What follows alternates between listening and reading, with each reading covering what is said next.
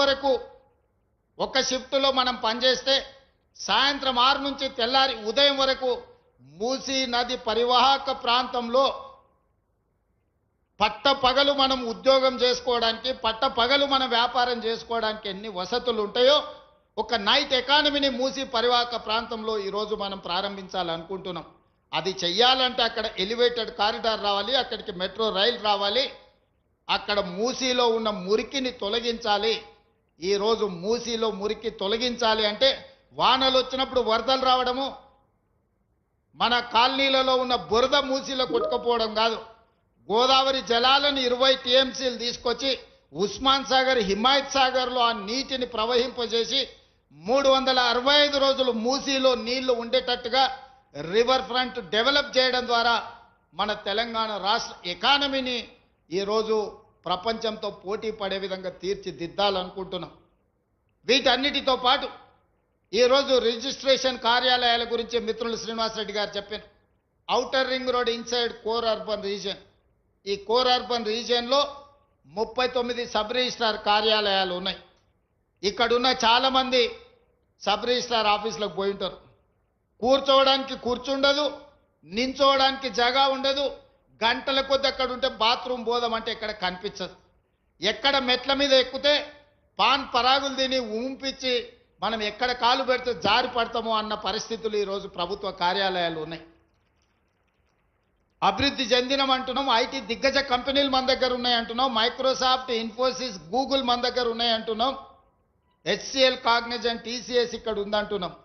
కానీ మన బుద్ధి, మన ఆఫీసుల తీరు మారడం లేదు.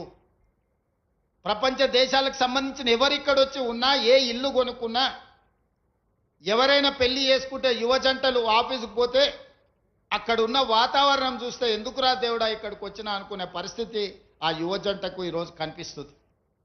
ఇవాళ పెళ్ళిళ్ళు చేసుకున్న వాళ్ళు రిజిస్ట్రేషన్ చేసుకోవాలి. సాఫ్ట్వేర్ ఉద్యోగి అమెరికాలో ఉంటే భార్యను తీసుకెళ్లాలంటే పెళ్ళి నమోదు చేయించుకోవాలి, అధికారిక పత్రం తీసుకోవాలి.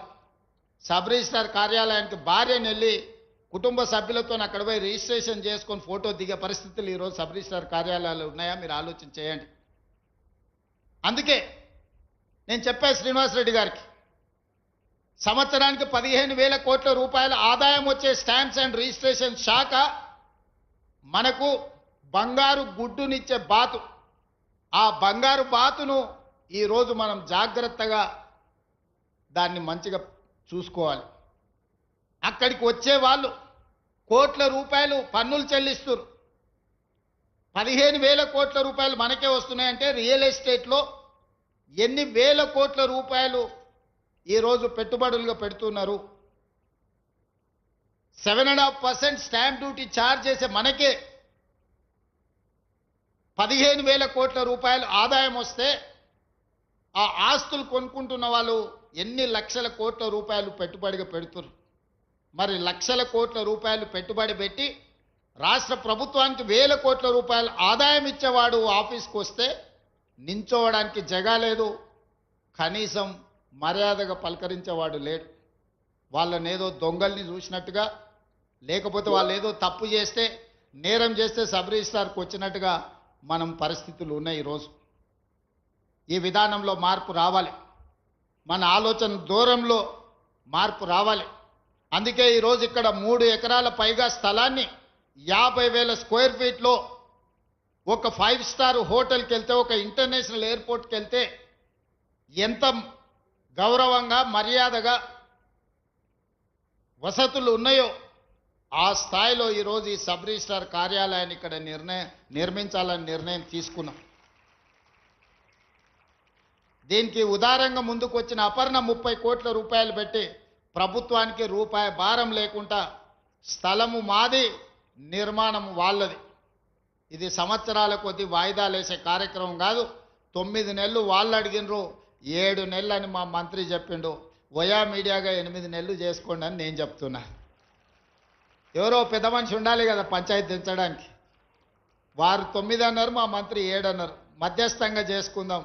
8 నెలల్లో ఇక్కడ ఒక అంతర్జాతీయ ప్రమాణాల స్థాయిలో ఉండే 4 సబ్ రిజిస్ట్రార్, మనం ఇమిగ్రేషన్ ఆఫీస్కి వెళ్తే, పాస్పోర్ట్ ఆఫీస్కి వెళ్తే అక్కడికి డైరెక్ట్ ఆన్లైన్ టైం.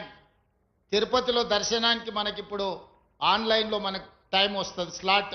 ఏ టైంకు నువ్వు దర్శనం చేసుకోవాలో నీకు ముందే సమాచారం వస్తుంది.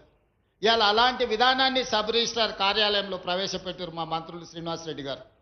మీరు వచ్చి గంటల కొద్దీ నిరీక్షించాల్సిన అవసరం లేదు.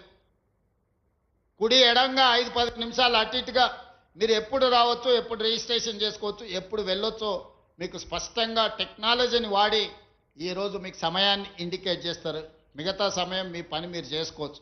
అదేవిధంగా నూతనంగా పెళ్లి చేసుకున్న దంపతులు వెళ్తే అత్తగారింటికి పోయినట్టు ఒక మంచి వాతావరణంలో కుటుంబంతో ఫోటో దిగి రిజిస్ట్రేషన్ చేసుకొని పోయే విధంగా ఈరోజు ఏర్పాట్లు చేయమని నేను సూచన చేసిన. ఎందుకంటే ఇవన్నీ మనల్ని మనం గౌరవించుకోవడమే, ఇది ఇతరుల కోసం చేయడం లేదు. ఈ ప్రభుత్వం మీది, ఈ ప్రభుత్వం మీకోసం పనిచేస్తుంది. ఈ ప్రభుత్వం మీకు వసతులు కల్పించడం ద్వారా ప్రభుత్వానికి ఆదాయం పెరుగుతుంది. ఇందులో ఖర్చు లేదు. శ్రీనివాసరెడ్డి గారు, మీరు ఏదైనా అనుకుంటారో మీకు పెట్టే ఖర్చు అయినది, ఇది మీరు ఎంత పెడితే అంత ఆదాయం వస్తుంది. ఇది చాలామంది ఇక్కడ మీరు మంచి వసతులు కల్పిస్తే, ఫాస్ట్గా డాక్యుమెంట్ చేస్తే సంవత్సరానికి 19 లక్షల డాక్యుమెంట్లు మన సబ్ రిజిస్ట్రార్ కార్యాలయాల 144 సబ్ రిజిస్ట్రార్ కార్యాలయాలు ఈ రాష్ట్రంలో ఉంటే సంవత్సరానికి 19 లక్షల డాక్యుమెంట్లు చేస్తున్నాం. కొంతమంది అవకాశం రాక విదేశాల నుంచి వస్తే టైం దొరక్క రిజిస్ట్రేషన్లు చేయకుండా వెనక్కి మళ్ళీ వెళ్తున్నారు. అందుకే వాళ్ళందరికీ మీరు వేగంగా రిజిస్ట్రేషన్లు చేస్తే డాక్యుమెంట్స్ పెరగడమే కాదు, రాష్ట్ర ప్రభుత్వం యొక్క ఆదాయం పెరుగుతుంది. ఈరోజు మన గౌరవం కూడా పెరుగుతుంది.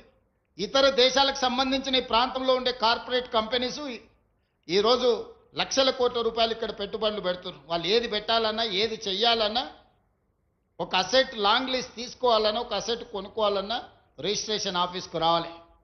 విదేశాలలో హైదరాబాద్ నగరానికి గొప్ప పేరుంది, కానీ సబ్ రిజిస్ట్రార్ కార్యాలయానికి వెళ్తే కండ్లు తేలేసే పరిస్థితి ఉంది, కళ్ళు తిరిగి కింద పడే పరిస్థితి ఉంది. అందుకే శ్రీనివాసరెడ్డి గారికి నేను విజ్ఞప్తి చేసిన, core urban reason outer ring road inside ఏదైతే నగరం ఉందో, కాలుష్య రహిత నగరమే కాదు, సాంకేతికంగా ప్రపంచంతో పోటీ పడే విధంగా ప్రభుత్వ కార్యాలయాలు ఉండాలి. ముఖ్యంగా సబ్ రిజిస్ట్రార్ కార్యాలయాలు ఉండాలి. పేదలు చదువుకునే పాఠశాలల్లో కూడా మార్పు రావాలి. ఒక నాణ్యమైన విద్యను పేదల పిల్లలకు అందించాలంటే ఒక మంచి స్కూల్స్ నిర్మాణం జరగాలి. ప్రభుత్వ కార్యాలయాలు నిర్మించడమే కాదు, వర్షాలు వస్తే నీళ్లు చెరువులలో ఉండాలి, నాలల ఆక్రమణ తొలగాలి. ఈరోజు అన్నీ మనం ప్రక్షాళన చేసుకొని ముందుకు వెళ్దామని చెప్పినా వారు ఒక మంచి సంకల్పంతో ఈ కార్యక్రమాన్ని, ఈ పనులను మొదలుపెట్టిండు. మన నగరం రాబోయే రోజుల్లో, రాబోయే 10 సంవత్సరాలలో ప్రపంచంతోనే 2034 ప్రపంచమంతా హైదరాబాదు నగరానికి చూడడానికి రావాల్సిందే. మనం నిర్మించుకోబోయే ఫ్యూచర్ సిటీ ప్రపంచానికి వేదిక కావాలి. ప్రపంచంలో ఉండే సాంకేతిక నైపుణ్యము అన్ని రకాల విభాగాలు అక్కడి నుంచి పనిచేస్తాయి. ఆనాటి ముఖ్యమంత్రులు లిమిటెడ్ విజన్తో పనిచేస్తేనే మనకి ఇంత అభివృద్ధి వచ్చింది. ఒకప్పుడు వటినాగులపల్లికి పోవాలంటే ఊరు, గంగాధర్ చెప్పాలి రోడ్డు, వాళ్ళు ఊరికి పోవాలంటే ఇట్లకెళ్ళి పోవాలంటే యూనివర్సిటీ వాళ్ళు లోపలికి కూడా రానిచ్చేది కాదు, అడవులకెళ్ళి నడుచుకుంటూ పోయినట్టు ఉండే. మరి ఇవాళ ఇదే పెద్ద నగరం అయింది, విశ్వనగరం అయింది. మనం విస్తరించుకుంటే